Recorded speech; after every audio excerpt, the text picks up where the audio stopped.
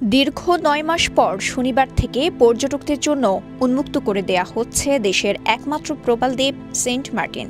তবে দ্বীপটিতে পর্যটক যাতায়াতে প্রশাসন সব ধরনের প্রস্তুতির কথা বললেও অনিশ্চয়তার কথা বলছেন জাহাজ মালিকরা। কক্সবাজারের জেলা প্রশাসক মোহাম্মদ আব্দুল মান্নান জানান, সরকারি নির্দেশনা অনুযায়ী ১ নভেম্বর থেকে সেন্ট মার্টিন ভ্রমণ করতে পারবেন পর্যটকরা।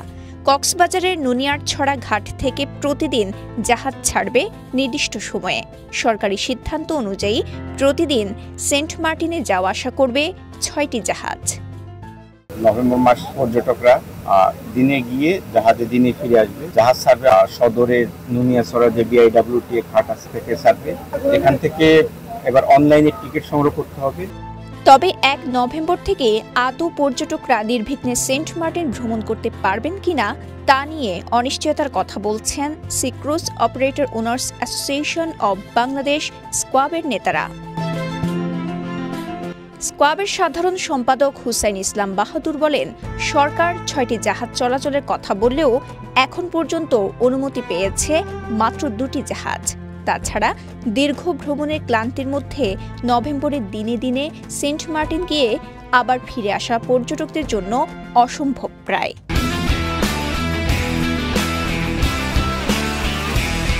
কক্সবাজার থেকে দিনে গিয়ে দিনে আসা এটা আসলে কখনো সম্ভব নয়।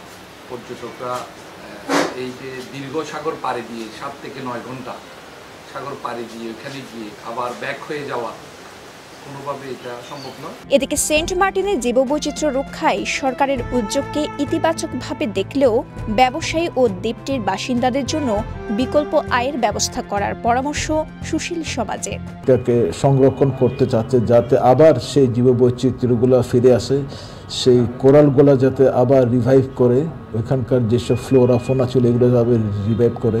সুতরাং আমার মনে হয় এটাকে যাতে সরকার, ব্যবসায়ীরা যাতে ক্ষতি না হয়, ওখানকার লোকজন যাতে ওদের লাইভলিহুডের যাতে হ্যাম্পার না হয়, এটা বিকল্প ট্যুরিজমের পাশাপাশি বিকল্প কোনো পদ্ধতি ডেভেলপ করা যায় কিনা, এবং জীববৈচিত্র্য অবশ্যই আমরা চাই। সেন্ট মার্টিনের জীববৈচিত্র্য রক্ষায় চলতি বছরের ১ ফেব্রুয়ারি থেকে দ্বীপটি ভ্রমণে নিষেধাজ্ঞা জারি করে সরকার।